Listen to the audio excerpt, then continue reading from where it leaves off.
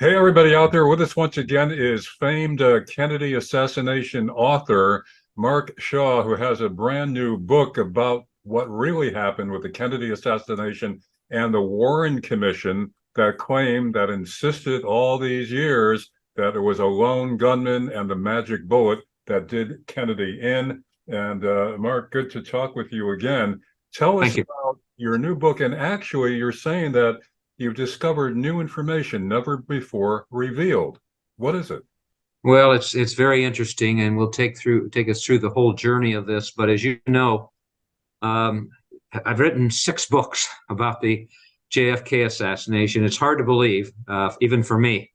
But yes, I got interested in this when I learned about when I practiced law with Melvin Belli, the lawyer for Jack Ruby in the 1980s. I wrote a biography of him, and that led me to this amazing and noted and Pulitzer Prize winning or nominated uh, journalist named Dorothy Kilgallen.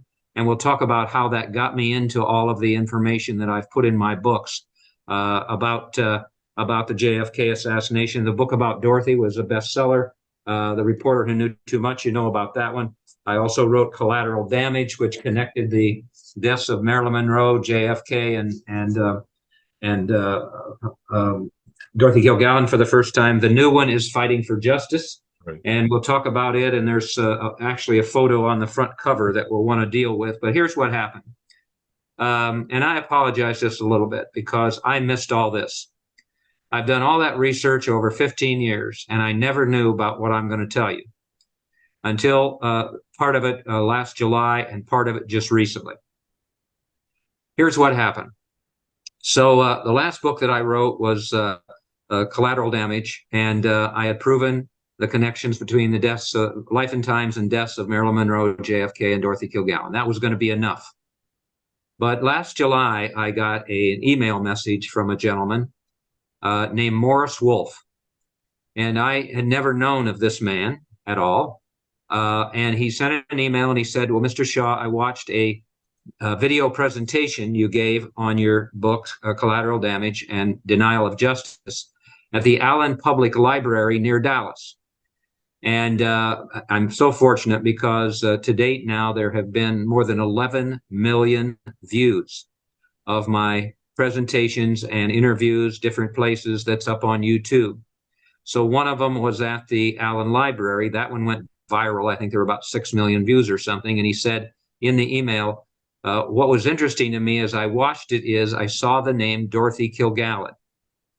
And that's Dorothy Kilgallen on the cover of the page of the Reporter Who Knew Too Much here. That's her. And we'll talk about her in just a little bit. But anyway, he said at the end of the email, by the way, I knew her. Well, as you can imagine, that perked up my ears for sure, because Larry, very few people still remember her. You know, this was in the 1960s, 60 years ago. Right. So I said, let me call you. He gave me a phone number, and I called him. When you've interviewed people, many times what you want to do is say, hey, stop for a minute. I want to try to record this or whatever that way. But Morris Wolf just took off. So I'm writing as fast as I possibly can. As he's giving me all this information, and I'll just kind of summarize a great deal of it. But it was amazing because he first of all said, I want you to know that I was a Yale-trained attorney. I handled a lot of important cases. One of them was Raoul Wallenberg, who was the Swedish Jewish man who saved about 100,000 lives during the Holocaust, and I wrote a book about him. And also, then I worked for Bobby Kennedy when I got out of law school. A professor suggested me, and I worked for Bobby Kennedy, and I became kind of an assistant to him in the Civil Rights Division. And I was responsible for mostly writing Title II of the Civil Rights Act of 1964. And I'm thinking, boy, this guy is important. And he said, yes, he said, I work for Attorney General Kennedy. And I want you to know, because I'm sure you wonder if I'm crazy or if I'm a viable witness for you. He said, when I worked for Bobby Kennedy in the Justice Department and JFK in the White House trusted me so much, Mr. Shaw, that they gave me manila envelopes filled with secret documents. I got a security clearance of the highest order. And I rode my bicycle back and forth between the White House and the Attorney General's office carrying these secret documents. And the reason that I did that is because, and this is what really floored me to begin with, and I think will shock you, he said both JFK and RFK knew that J. Edgar Hoover was tapping their phones. Now, that's at the highest echelons of the government, and this is what's going on. So he said, I worked for Bobby Kennedy. I got to know him real well. And he gave I'm always looking for details that show the accountability of somebody. And he said, when I would go into Senator Kenney's office and try to think about photographs that you have seen of that, he was sitting back in his chair. He had on his shirt sleeves rolled up to the elbow. His tie was undone. His hair was kind of messed up. And you could just tell, how relaxed he was there. And I remembered those photos of RFK. He was always kind of like that. So I said, well, that's terrific. He said, yeah, I worked for Senator Cooper Attorney General RFK for a while. And then that was over. But before I left, he said, I think there's another man who needs your help. Morris Wolf was told that was Senator John Sherman Cooper, a Republican from Kentucky who was a member of the Warren Commission. And Mr. Wolf told me, he said, I don't know if you know about John Sherman Cooper, but he was a conservative Republican from Kentucky. He was a very close friend of JFK's. He and his wife had dinners with JFK and Bobby at the White House. And, they were just very, very close friends. And so I'm listening to this and I'm thinking, boy, this is an eyewitness to history that I'm interviewing. And he said, well, I have some distressing news to tell you that's never been revealed before. And one of the reasons that Senator Cooper never revealed it is because when they joined the Warren Commission, were appointed, J. Edgar Hoover made them sign an absolute document of silence, a code of silence. And he said, then I was not going to tell anybody what Senator Cooper said about the Warren Commission until I felt like it was safe to do so. And Senator Cooper would want me to pass it along to somebody. And I believe I can pass it along to you. Seem to be a man of integrity. And I've read and I watched your presentations. And I think I can trust you to take the baton now with what I'm going to tell you and investigate it and move forward. So he starts in and he says, well, I started with Senator Cooper. And I began to go with him to the Warren Commission hearings. And the first thing that he said, I did not know. He said, I was able to sit in the back row and watch the Warren Commission hearings. And what I noticed right away is there were very few members at those sessions. It was mostly staffers who were asking the questions and so on and so forth. And he said at one point, Senator Cooper told me he had written a letter of resignation to LBJ because he was so upset about not being invited when certain people were going to testify, like Oswald's brother, and he wasn't even invited. And he said, I was amazed when he told me that because these were the members who were supposed to look into this. And we'll see in a bit that J. Edgar Hoover planned this all along. He didn't want the members going ahead and really doing much with regard to the investigation. So he went on, and then finally he hit me with the hammer. And that was, he said, I had a small sob, and Senator Cooper had long legs, but he would squeeze into the passenger seat, and we'd go to the hearings together. And Mr. Shaw, I have to tell you certain things that he said to me. He said things like, they, the commission members, already know about the Jack Ruby connection to organized crime, but they don't want to touch it. It's more than Oswald, but Hoover and Chief Justice Earl Warren keep pushing the Oswald alone conclusion.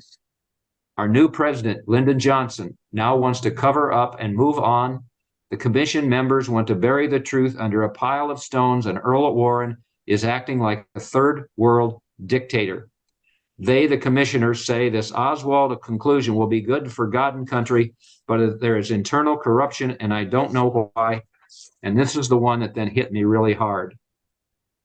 I believe the inability to gather all evidence in certain areas, as well as a number of suspicious circumstances deduced from the record, has made me preclude the conclusive determination that Oswald and Oswald alone, without the knowledge, encouragement, or assistance of any person, planned and perpetrated the assassination. In other words, he did not believe in the Oswald alone theory. So I started to think about this, and he said, well, you can tell that Senator Cooper was very disgusted. He said, just take a look at the photograph of the Warren Commission going ahead and giving the report to LBJ. Famous and photograph. that particular cover is on the cover of this book. And you're going to see the Warren Commission across here. So here they are, and we'll talk about why they were appointed. Here's Senator Richard Russell, who's going to play a big part in what I'm going to talk about. There was Jerry Ford. I found some audio tapes of LBJ and Hoover deciding on who they would appoint, and then said, well, you know, we can control Jerry Ford using the old cliche, he can't think and chew gum at the same time. That was interesting. Here's Chief Justice Warren, LBJ, and this is Allen Dulles. And that was the one that shocked me as well, because Allen Dulles had been fired by JFK 2 years earlier because of the whole Cuban rebels mess. And you're going to see Senator Cooper over here, and he's hiding behind Hale Boggs, who was another member of the commission. He was so disgusted with what went on. So I started to think about then exactly what was happening, and I tried to go back in time in terms of, okay, the commission was appointed by Hoover and LBJ, and I know that through the audio tape hearings. What was it about? What can we decide about J. Edgar Hoover's mindset after JFK was assassinated? And I found some evidence at the National Archives and documents and things that basically said, well, Hoover was really worried that the FBI, and of course him as the director of the FBI, would be held responsible for JFK's assassination because they should have stopped it, which made sense. So right away he shouted Oswald alone to the world, and at the same time, you know, he went ahead and decided that he had to do whatever he could. So he told the Justice Department, we must show the American people, maybe you remember this quote, we must show the American people it was Oswald alone and nothing else. So then he gets word from LBJ that, listen, we may have some problems with this because the Attorney General of the state of Texas is going to investigate, and it sounds like Congress is putting together a subcommittee to do this. Well, Hoover obviously doesn't want that to happen. So he right away, Larry, begins to close the doors on things.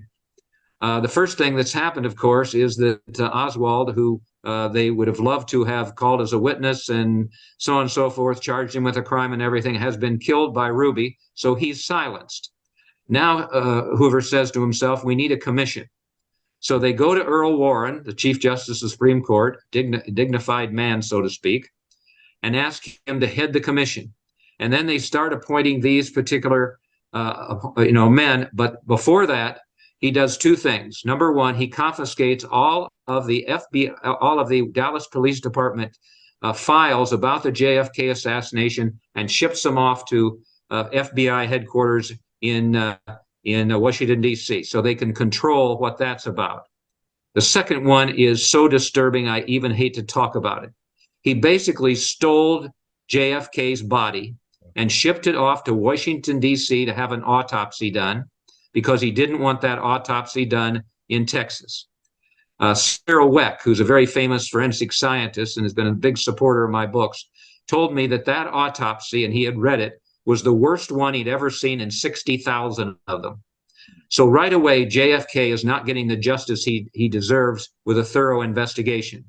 So what happens next? Well, the Warren Commission convenes, and they start hearing witnesses and things like that. And I never, and that's why I apologize, I never looked into the Warren Commission like I should have. I went ahead and looked at the transcript. I have transcripts. I have that in denial of justice and everything. But like everybody else, I guess this is an excuse. I'm not sure it's a valid one. But after JFK died and we got the Warren Commission Oswald alone conclusion, we never questioned that. We just went ahead with our lives and all of that kind of thing. I should have looked into the commission more, and I did not. So until Morris Wolf came along, I really hadn't done that. And when he told me all the things that Senator Cooper did, it really made me stop and think, and I decided to investigate further and research further. And I went to the oral histories of two men. That was Senator Cooper at the University of Kentucky and Senator Richard Russell at the University of Georgia. And what did I find there? Well, I found a memorandum to begin with that said something strange is happening. Warren and Katzenbach, and that was Nicholas Katzenbach, the acting attorney general, who had been put on the commission to protect the Kennedys, and Bobby and Jack. Warren and Katzenbach know about the FBI's investigation and that they are apparently going to only plan to show Oswald was the only one to be considered. This, to me, is an untenable position. I must seek outside counsel. So right away, Cooper and Russell are very dubious of what's happening with regard to the Warren Commission. And then I found some gold, and that was in Senator Russell's oral history. And it was a document that had to do with a secret meeting among the Warren Commission members on September 18th, 1964. Now, if you think about it, that's 6 days before the Warren Commission report is released. And it reads as follows. Senator Cooper forced a final executive session of the Warren Commission. His main agenda was to present his prepared dissent, and refused to sign the commission report unless the dissent was included. After presenting his concern, Russell was joined in the dissent by Senator John Sherman Cooper and, to a lesser extent, Representative Hale Boggs. In an oral history conducted late in his life, Senator Cooper recalled that Russell's well-reasoned opinions had great influence on Cooper's own conclusions. Like Russell, Cooper was impressed by the strong and compelling testimony of Governor Connally and thus was willing to follow Russell's lead in rejecting the silver bullet theory and the Oswald alone verdict. Cooper was struck by Russell's emphatic refusal to sign a statement that categorically concluded that one bullet had struck both Kennedy and Connally. So-called magic bullet. Exactly. So there is absolute proof that Senators Cooper and Russell, during an executive meeting, demanded this dissent of Hoover and JFK, and LBJ. And in that meeting, they were promised that it would be in the final report. When that report was issued, it was nowhere to be seen. Nowhere to be seen. And we'll talk about the implications of that in a little bit. But then I went even further. And in Senator Russell's oral history file, it talks about that when he found out what was going on and that the dissent had not been in the final report, he investigated himself just before he died of lung cancer. And what he found were two very disturbing things, and they're disturbing to us, and they're disturbing to him, and they should be disturbing to anybody who reads Fighting for Justice or watches this telecast, because here's what he found. Number one, the executive meeting on September 18th was to be recorded by a stenographer who was hired by the Warren Commission. And they were led to believe that it was. But when Senator Russell looked into it, he found that the woman who was actually at the hearing was not a stenographer, that they actually had her there with a stenographic machine looking like she was doing the recording, but she wasn't. So there was absolutely no audio recording of what went on. They wanted to control that. They didn't want that to ever see the light of day. And the second thing was he had prepared Russell with Cooper and Boggs a dissent document outlining what their problems were with the silver bullet theory and Oswald alone. That document, Russell found, disappeared. It was destroyed so that it would never see the light of day. So basically what J. Edgar Hoover and LBJ had done was close the door on all of that happening. And it's a disgrace. We can kind of talk about a little bit what the implication would have been if that dissent was in there. So here's what had happened at this point, and I'm sure you may have a question or two. What happened is that I found out through Jack Ruby's attorney, Melvin Belli, that he was hired to be on call when JFK was going to be assassinated. He knew about it.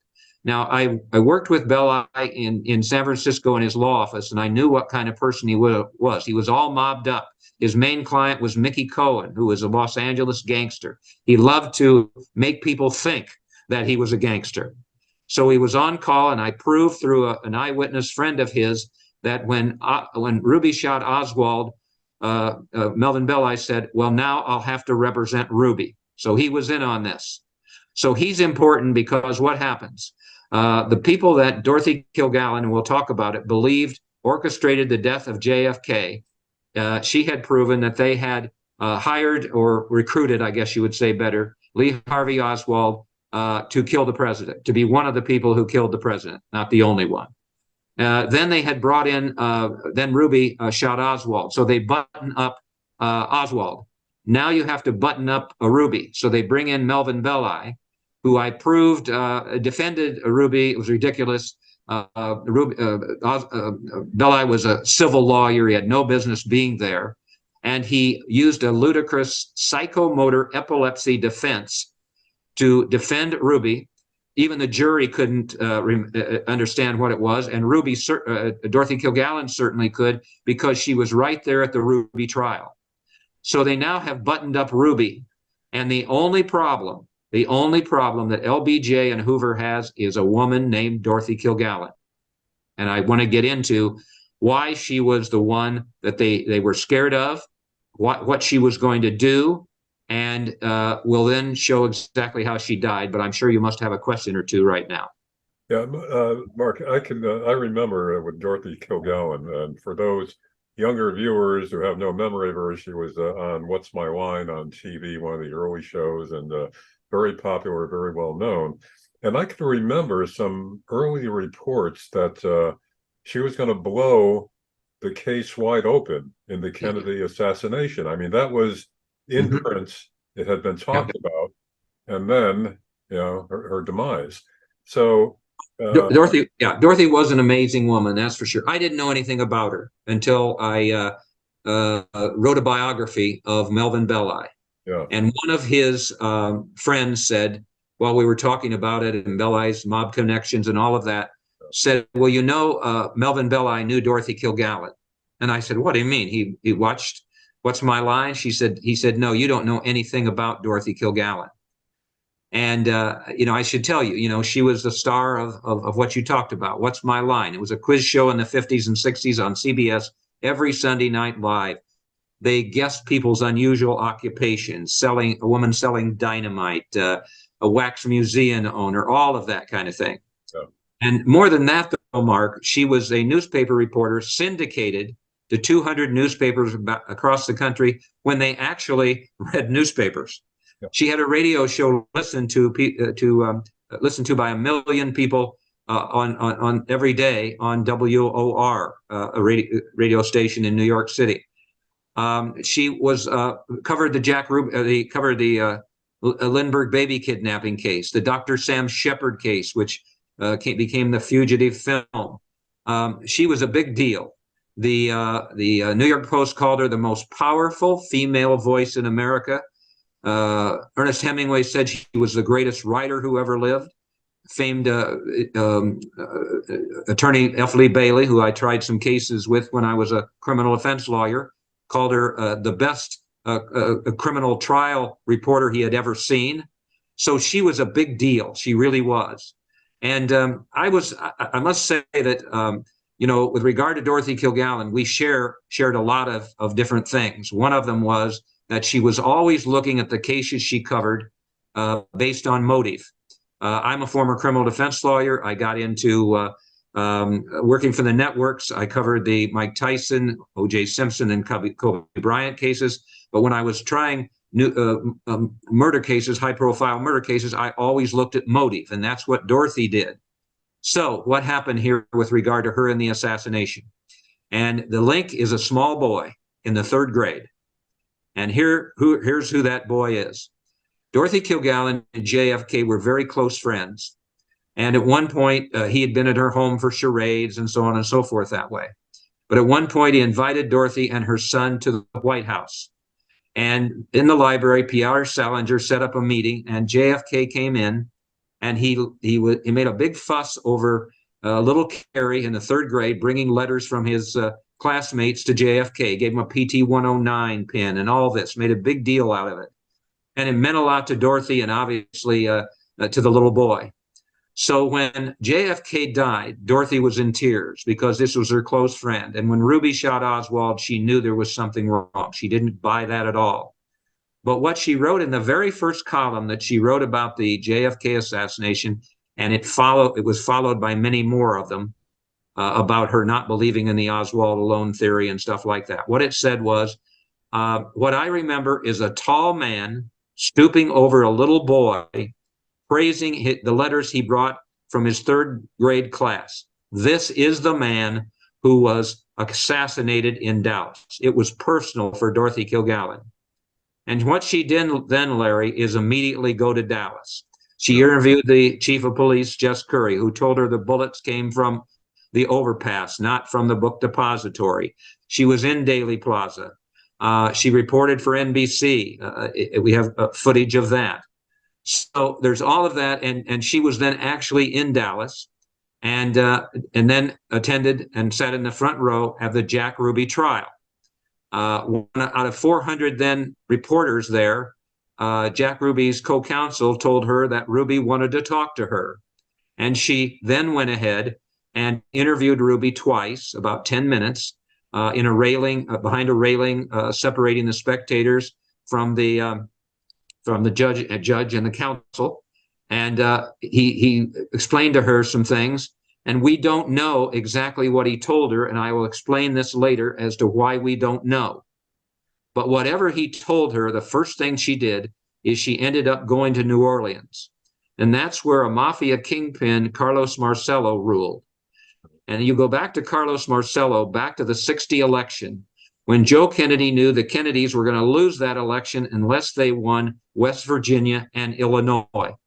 So he called through Frank Sinatra, to Sam Giancana and Carlos Marcello, Santo Traficante, all those to help him win the election, with the deal being if they won, they would leave the mafia alone when they got in the White House. The first thing that happened, though, and I have an eyewitness who was right there at the breakfast when Joe Kennedy ordered JFK to appoint Bobby Kennedy Attorney General. And Robert Kennedy, ordered Bobby Kennedy to be Attorney General. And if you know anything about Bobby Kennedy, he hated the mafia. And the first thing he did was deport Carlos Marcello to Central America. He almost died there. He got back into the United States. And Dorothy had put it together that, hey, the strongest motive to have killed JFK was Marcello, because what he believed, and she proved this by going to New Orleans, the reason his motive was that he wanted to kill RFK so RFK would leave him alone. But if he killed RFK, JFK would come after him with everything the government had. So he orchestrated the death of JFK so Bobby would be powerless, which is just exactly what happened. Yeah. So Dorothy has all this information. John Sherman Cooper gives Ruby's testimony at the Warren Commission to her. Hoover goes nuts that she gets this secret testimony and sends 2 agents to her home who interrogate her, where Dorothy made the strongest statement she ever made to show her integrity. I would rather die than reveal my sources. So time goes on, and she knows all about this. And Cooper lets her know, I forgot to say, Morris Wolf told me that not only did he go to parties at John Sherman Cooper's home in Georgetown, but he sat right next to Dorothy Kilgallen. And he said she was a bright light bulb, and she would interrogate me about anything to do with Senator Cooper while she was eating her Caesar salad. I mean, she was a solid woman, and she was a woman of integrity, like Cooper was a man of integrity. So what happens is that Cooper passed on to her Warren Commission Ruby testimony, told her about the dissent situation, told her all that. And as November of 1965 comes along, she knows all this, and J. Edgar Hoover finds out that she's writing a tell-all book for Random House. That can't happen, obviously, because she's going to implicate him for covering up the assassination, Marcello for orchestrating it, but especially Hoover can't let that happen. So what does he do? Well, he finds out that she has a love in her life who's very close to her and has a huge gambling debt. He compromises that man and finds out then what Dorothy Kilgallen is going to put in that book for Random House. And when that happened, the march to death for her began. So what occurs then, and I'm summarizing just a little bit here for time's sake, but as we get close to November 8th, 1965, Dorothy has been in New Orleans. She's proven what she wants to prove, that there was a plot to kill the president, who was involved, and she starts being a blabbermouth. She tells everybody who will listen, her colleagues at the newspaper, everybody, I'm going to break the JFK assassination wide open. I'm going to implicate who was involved and who covered it up in my new book. And the hairdresser, her confidant, Mark Sinclair, said to her, Dorothy, you are putting yourself in terrible danger here. And she said, well, if the wrong people knew what I know about the assassination, it would cost me my life. I know I'm afraid for my life and my family, and I've bought a gun. I've been getting threatening phone calls.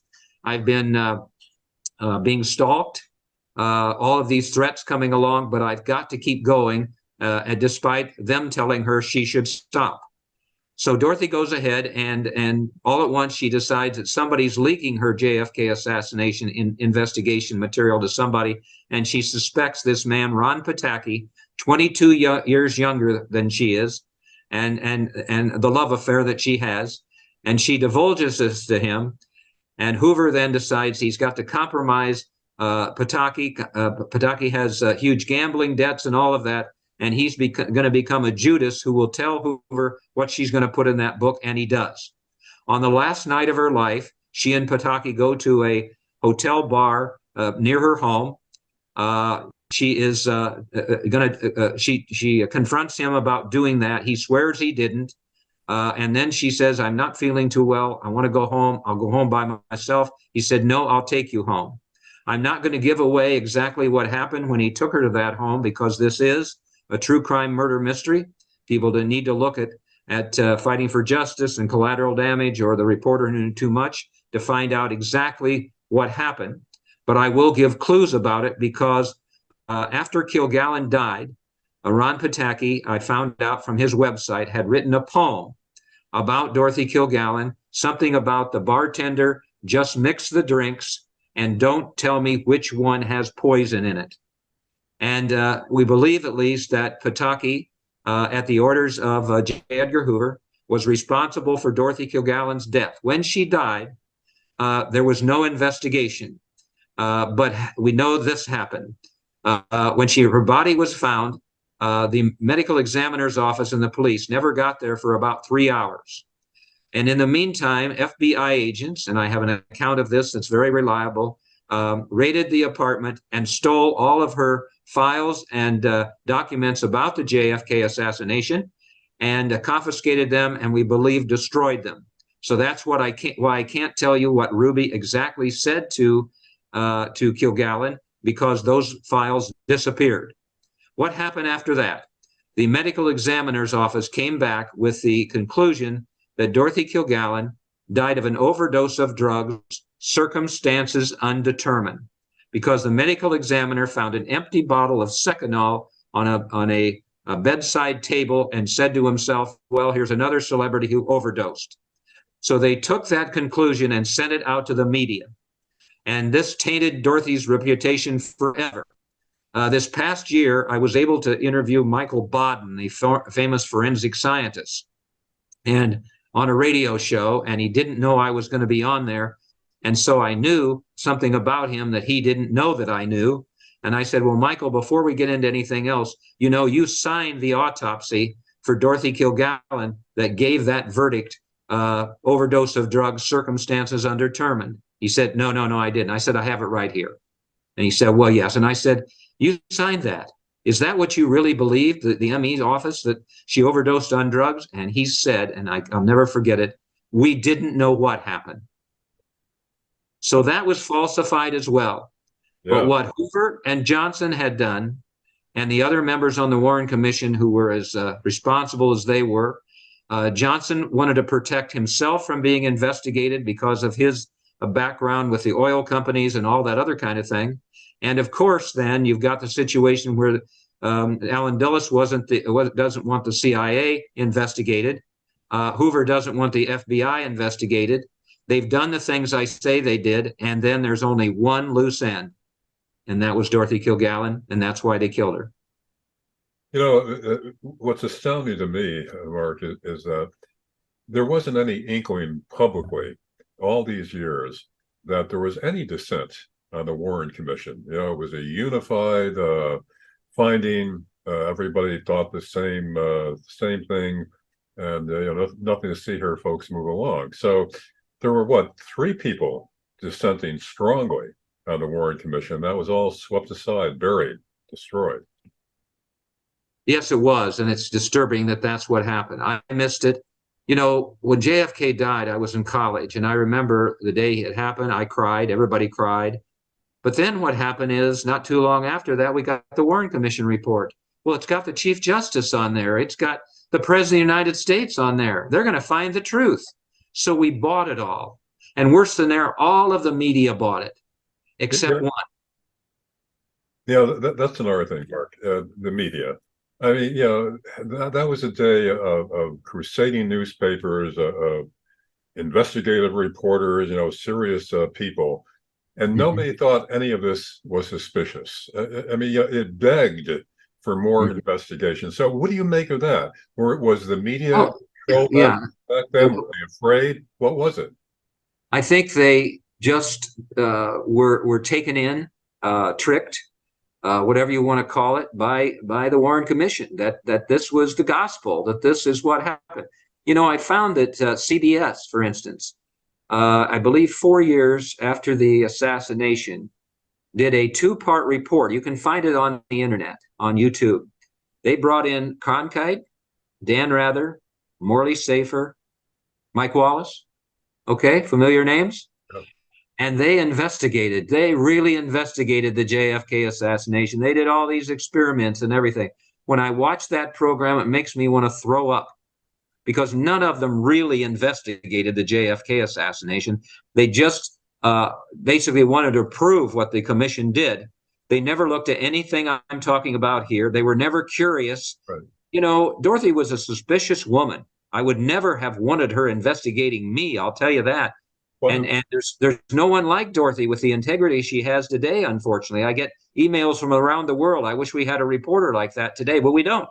Well, Mark, I mean, that's what I'm getting at is, there were so many obvious flaws in the investigation, and all these high-powered media people. I mean, the very fact that the makeup of the commission, the head of the CIA, who was fired by Kennedy, is now investigating the death of Kennedy. I mean, it was absurd. And again, my question is, was it just naivete on their part? Was it just that they went along because they had more trust in the government, which I doubt, or were they also intimidated or controlled? Now, from my research, the CIA has admitted that they've had certain media figures on their payroll for a long time. So was that in play here?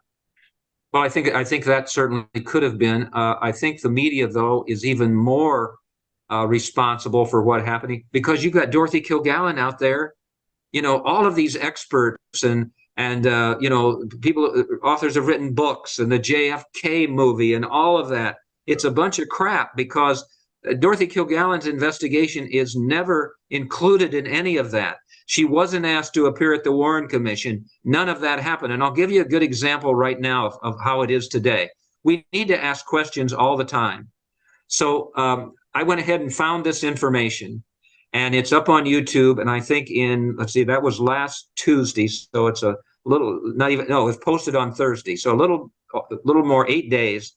There's already almost 50,000 views of that particular, presentation. And the only reason I bring it up, I'm not trying to brag, is that because of that, so many people that are involved in the JFK assassination investigation these days, looking into it, have known about this. But this weekend, some of my supporters have told me there's several conferences around the country, one in Pittsburgh, for instance, that I know about, that never invited me. They never want to know about Dorothy Kilgallen. They never want to know about any of her investigation or whatever. And I'll tell you how ludicrous is. You know who two of the star performers are at the Pittsburgh conference, Alec Baldwin and Rob Reiner.